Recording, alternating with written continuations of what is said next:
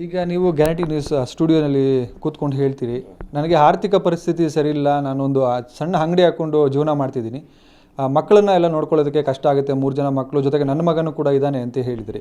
ಈಗ 3 ಜನ ಮಕ್ಕಳು ನಿಮ್ಮ ಜೊತೆಗಿದ್ದಾರೆ, ಲೀಲಾ ಅವರು ನಿಮ್ಮ ಜೊತೆಗಿದ್ದಾರೆ. ಈಗ ನಿಮ್ಮ ಏನು ಆ ಮಕ್ಕಳನ್ನ ಲೀಲಾ ಅವ್ರನ್ನೆಲ್ಲ ನೋಡ್ಕೊಂಡು ಹೋಗುವಂಥದ್ದು ಇದೆಲ್ಲ ಹೆಂಗೆ ನೋಡ್ಕೊಂಡು ಹೋಗ್ತೀರಾ ಮುಂದೆ ಜೀವನದಲ್ಲಿ? ಅದೇ ಇವ್ರನ್ನೂ ಇವಾಗ ಬ್ಯೂಟಿಷಿಯನ್ ಕಲ್ತಿದ್ದೀನಿ ಅಂತ ಹೇಳಿದಾರಲ್ಲ, ಇವ್ರನ್ನ ಕೆಲಸಕ್ಕೆ ಕಳಿಸಿ ಆ ಮಕ್ಕಳನ್ನ ಜೀವನ ಏನಿದೆಯೋ ಅದು ಚೆನ್ನಾಗಿ ನೋಡ್ಕೊತೀವಿ ಸರ್. ಯಾವ ಸ್ಕೂಲೋ ಗೌರ್ಮೆಂಟ್ ಸ್ಕೂಲೋ ಯಾವುದೋ ಒಂದು ಸ್ಕೂಲಲ್ಲಿ ಚೆನ್ನಾಗಿ ಓದಿಸಿ ಆ ಮಕ್ಕಳಿಗೊಂದು ಭವಿಷ್ಯ ಕೊಡ್ತೀರಿ ಸರ್. ಈಗ ನಿನ್ನೆ ಘಟನೆ ನಡೀತು, ಇದಾದ ಮೇಲೆ ಏನು ಆಸ್ಪತ್ರೆಗೆ ಹೋಗಿದ್ರಾ, ಪೊಲೀಸ್ ಠಾಣೆಗೆ ಹೋಗಿ ಏನಾಯಿತು ಅದಾದಮೇಲೆ? ಇಲ್ಲಿಂದ ಸಂಜಯ್ ಗಾಂಧಿಗೆ ಹೋಗಿ ಅಲ್ಲೆಲ್ಲ ಟ್ರೀಟ್ಮೆಂಟ್ ತೊಗೊಂಡು ಅದು ಫುಲ್ಲು ಕೈ ಜಾಸ್ತಿ ಓಪನ್ ಆಗಿಬಿಟ್ಟಿದೆ, ಅದು ಸರ್ಜರಿ ಮಾಡಲೇಬೇಕು ಅಂತ ಹೇಳಿದ್ದಾರೆ. ಮತ್ತೆ ಬಂದು ನಾನು ಆಮೇಲೆ ಮತ್ತೆ ತಿರ್ಗಾ ಬಂದು ಸ್ಟೇಷನಲ್ಲೆಲ್ಲ ಕಂಪ್ಲೇಂಟ್ ಕೊಟ್ಟು ಎಲ್ಲ ಇದು ಮಾಡಿ ಅವನ ಮೇಲೆಲ್ಲ ಕಂಪ್ಲೇಂಟ್ ಕೊಟ್ಟಿದ್ದೀನಿ ಸರ್. ಅವನಿಗೆ ಕಠಿಣ ಕ್ರಮ ತಗೊಳ್ಬೇಕು ಸರ್, ಅದೇ ನಾನು ಕೇಳ್ಕೊಳೋದು. ಅವನಿಲ್ಲಾಂದರೆ ನಮ್ಮನ್ನು ಬದುಕಕ್ಕೆ ಬಿಡಲ್ಲ ಸರ್ ಯಾವುದೇ ಕಾರಣಕ್ಕೂ.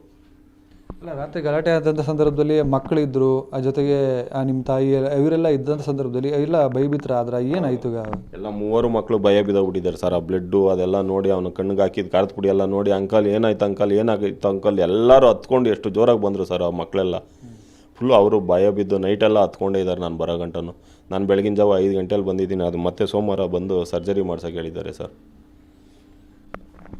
ಇಲ್ಲಿ ಜೊತೆಗೆ ಲೀಲಾ ಅವರಿದ್ದಾರೆ, ಅವ್ರನ್ನೂ ನಾನು ಕೂಡ ಮಾತಾಡಿಸ್ತೀನಿ. ಮೇಡಮ್, ಮಾಧ್ಯಮಗಳಲ್ಲಿ ಬಂದಂಥ ಸಂದರ್ಭದಲ್ಲಿ ಗ್ಯಾರಂಟಿ ನ್ಯೂಸ್ ಸ್ಟುಡಿಯೋದಲ್ಲಿ ನೀವು ಬಂದಿದ್ರಿ, ಮಂಜುನೂ ಬಂದಿದ್ದರು. ಮಂಜು ಅವ್ರು ಹೇಳ್ತಾರೆ, ನೀನು ನನ್ನ ಫ್ಲೇವರು ಚಿನ್ನ ಬಂಗಾರ ಬಂದ್ಬಿಡು ಅಂತೇಳಿ. ನೀವು ಅವತ್ತು ಬಿಲ್ಕುಲ್ ಒಪ್ಕೊಳ್ಳಿಲ್ಲ, ಯಾವುದೇ ಕಾರಣಕ್ಕೂ ನಾನು ಹೋಗೋದಿಲ್ಲ ಅಂತೇಳಿ. ಬಳಿಕ ನೀವು ಸಂತೋರ್ ಜೊತೆಗೆ ಇದ್ದೀರಿ. ನಿನ್ನೆ ಏನಾಯಿತು ಮೇಡಮ್, ಘಟನೆ ಏನಾಯಿತು? ಸರ್, ಇದ್ದಕ್ಕಿದ್ದಂಗೆ ಬಂದ ಸರ್. ಅವ್ನು ಬರ್ತಾನೆ ಅನ್ನೋ ಒಂದು ಊಹೆ ಕೂಡ ನನಗಿರಲಿಲ್ಲ. ಫೋನ್ಗಿನ್ನು ಏನೂ ಮಾಡಲ್ಲ, ಏನು ಇದು ಮಾಡಲ್ಲ ಅಂತ ಅಂದ್ಬಿಟ್ಟು ಅವ್ನ ಪಾಡಿಗೆ ಅವನು ಅಲ್ಲಿ ಅದು ದೊಡ್ಡವ್ರ ಹತ್ರ ಒಂದು 15-20 ಜನದ ಹತ್ರ ಎಲ್ಲ ಮಾತಾಡ್ಬಿಟ್ಟು ಹೋಗಿದ್ದ. ಸರಿ ಬಿಡು, ಕೋರ್ಟಲ್ಲಿ ಡಿಸೈಡ್ ಆಗೋವರೆಗೂ ಏನು ಮಾತಾಡಬೇಡ, ಮಾತುಕತೆ ಮಾತಾಡಿದ್ರೆ ತಾನೇ ಜಗಳಗಳಾಗೋದು, ಅದು ಇದು ಆಗೋದು, ಮಾತಾಡೋದು ಬೇಡ ಬಿಡು ಅಂದ್ಕೊಂಡು ನಾವು ಸುಮ್ಮನಾಗ್ಬಿಟ್ವಿ ಸರ್. ಇದ್ದಕ್ಕಿದ್ದಂಗೆ ನೆನೆ 8:15 ಬಂದು ಬೆಲ್ ಮಾಡಿದೆ ಸರ್.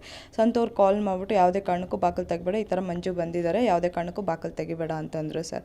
ಸರಿ ಅಂತ ಅಂದ್ಬಿಟ್ಟು ನಾನು ಬಾಕಲು ತೆಗಿಯೋಕೆ ಹೋದೋಳು ರಿಟರ್ನ್ ಬಂದೆ ಸರ್. ಸಂತೋರ್ ಕಾಲ್ ಮಾಡಿದ್ರು ಅಂತ. ಜಸ್ಟ್ ಇನ್ನೊಂದು ನಿಮಿಷ ಏನಾದ್ರು ಲೇಟಾಗಿ ಮಾಡಿದರೆ ನಾನು ಬಾಕಲು ತೆಗೆದುಬಿಡ್ತಿದ್ದೆ ಸರ್. ಅವ್ನು ನನ್ನ ಸಾಯಿಸ್ಬಿಟ್ಟೆ ಹೋಗ್ಬಿಡೋನು ಅವನು. ಅದಕ್ಕೆ ಆಮೇಲೆ ಸಂತೋರ್ ಬರೋವರೆಗೂ ನಾನು ಬಾಕಲು ತೆಗ್ದಿಲ್ಲ ಸರ್. ಆಮೇಲೆ ಏನಪ್ಪ ಸೌಂಡ್ ಬರ್ತಾ ಇದೆ ಅಂತ ಅಂದ್ಬಿಟ್ಟು ಸಡನ್ನಾಗಿ ಬಾಕಲು ತೆಗ್ದಿದ ತಕ್ಷಣ ಕಣ್ಣು ಖಾರದ ಪುಡಿ ಹಾಕಿಬಿಟ್ಟು ಹೊಡಿತಾ ಇದೆ ಸರ್. ಹಂಗೆ ನನಗೂ ಕಣ್ಣು ಖಾರದ ಪುಡಿ ಹಾಕ್ದ ಅವನು. ನನಗೂ ಹೊಡಿಯೋಕ್ಕೆ ಸ್ಟಾರ್ಟ್ ಮಾಡ್ದ. ಇಬ್ಬರಿಗೂ ಚೆನ್ನಾಗಿ ಹೊಡೆದುಬಿಟ್ಟು ಬಾಟ್ಲಲ್ಲೆಲ್ಲ ಚುಚ್ಚುತ್ತಾ ಇದ್ದ. ಯಾಕೆ ಈ ಥರ ಮಾಡ್ತಾ ಇದೆಯಾ ಹೇಳು ಅಂದರೆ ಏನು ಮಾತಾಡ್ತಿಲ್ಲ ಸರ್. ಅವ್ನ ಪಾಡ್ಗೆ ಅವನು ಚುಚ್ಚುಬಿಟ್ಟು ಮೆಟ್ಲ ಮೇಲೆ ತಳ್ಳಿಬಿಟ್ಟು ಓಡೋಕೆ ಸ್ಟಾರ್ಟ್ ಮಾಡ್ದೆ. ಯಾವುದೇ ಕಾರಣಕ್ಕೂ ನಿಮ್ಮಿಬ್ಬರನ್ನು ಮಾತ್ರ ಉಳಿಸೋದಿಲ್ಲ, ಜೀವಂತವಾಗಿ ಮಾತ್ರ ನಿಮ್ಮಿಬ್ಬರನ್ನು ನಾನು ಬಿಡೋದಿಲ್ಲ, ಎಷ್ಟೇ ಆಗಲಿ ನೀವು ತಲೆ ಎತ್ಕೊಂಡು ಓಡಾಡಬಾರ್ದು, ನಿಮ್ಮನ್ನು ಮಾತ್ರ ಏನಾದರೂ ಒಂದು ಗತಿ ಮಾಡೇ ಮಾಡ್ತೀನಿ ಅಂತ ಅಂದ್ಬಿಟ್ಟು ಇದು ಮಾಡಿಬಿಟ್ಟು ಓಡೋದ ಸರ್ ನೆನ್ನೆ ಅವನು. ಕಳೆದ 3 ದಿನಗಳ ಹಿಂದೆಗಡೆ ಬರ್ತಾರೆ, ನ್ಯಾಯ ಪಂಚಾಯಿತಿ ಮಾಡ್ತಾರೆ, ಮಕ್ಕಳನ್ನೆಲ್ಲ ನಿಮ್ಮ ಜೊತೆಗೆ ಬಿಟ್ಬಿಟ್ಟು ಹೋಗ್ತಾರೆ. ಈಗ ಮತ್ತೆ ಬಂದು ಈಗ ಗಲಾಟೆ ಮಾಡುವಂಥದ್ದು, ಕೋರ್ಟಲ್ಲಿ ತೀರ್ಮಾನ ಮಾಡ್ಕೊಳ್ತೀನಿ ಅಂತ ಹೇಳ್ಬಿಟ್ಟು ಹೋದ ಮಂಜು ಮತ್ತೆ ಬಂದು ಗಲಾಟೆ ಮಾಡ್ತಾನೆ ಅಂದರೆ ಬೇರೆ ಏನಾದರೂ ನಿಮ್ಮ ಕಡೆ ಫೋನಿಂದ ಏನೋ ಫೋನಲ್ಲಿ ಏನಾದರೂ ಕಿತ್ತಾಟ ಆಗಿರ್ಬೋದು, ಗಲಾಟೆ ಏನಾದರೂ ಆಗಿತ್ತಾ ಅಂತೇಳಿ? ಸರ್, ಅವನೇ ಕಾಲ್ ಮಾಡಿದ್ದ ಸರ್ ಮೊನ್ನೆ, ಮಕ್ಕಳ ಜೊತೆ ಮಾತಾಡ್ದ.